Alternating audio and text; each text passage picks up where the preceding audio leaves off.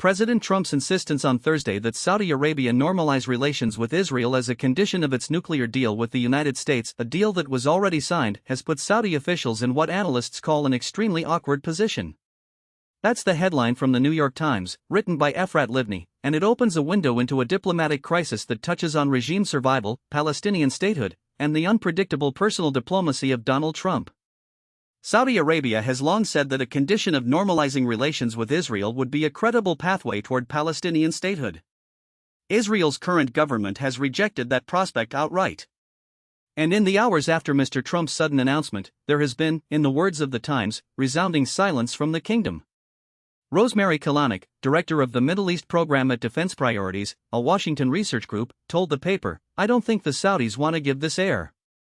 They want it to quietly go away." The reason is stark: Israel is extremely unpopular in Saudi Arabia, particularly over its handling of the war in Gaza following the October 7, 2023 attack led by Hamas. Kalanick said agreeing to Mr. Trump's condition would be, quote, "so politically toxic, it could jeopardize the survival of the Saudi regime."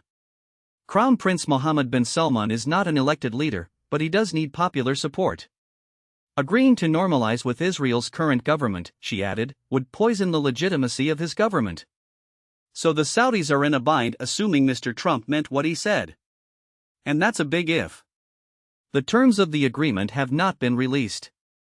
And Mr. Trump has frequently used social media posts and other statements as a negotiating tool even after deals have ostensibly been sealed. Analysts said the deal could still move forward, given the uncertainty about Mr. Trump's demand. Aaron David Miller, a senior fellow at the Carnegie Endowment for International Peace and a former negotiator and advisor on Middle East policy at the State Department, told The Times, "We don't know if this is just a transitory reaction or a serious condition." He noted the nuclear deal with Saudi Arabia sparked criticism in Israel and beyond, including from the Wall Street Journal editorial board, and said the president may be responding to critics who say he relinquished leverage over the kingdom by moving forward with the agreement. Mr. Miller also doubted that Saudi Arabia would be willing to agree to Mr. Trump's new demand. At this point, he said, getting Saudi Arabia on board with normalizing relations with Israel's current government is not even a thought experiment. Yet both analysts agreed that Mr. Trump's unpredictable approach to international diplomacy could also mean that the deal proceeds without any apparent alteration. Saudi officials, the article notes, have good reason to watch and wait. This is a story about the collision between a transactional American president, a Saudi leadership desperate to modernize but terrified of its own streets, and a Palestinian question that refuses to go away.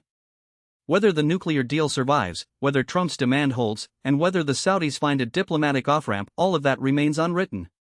Thanks for listening. I'm Hostname, and we'll be back soon with more.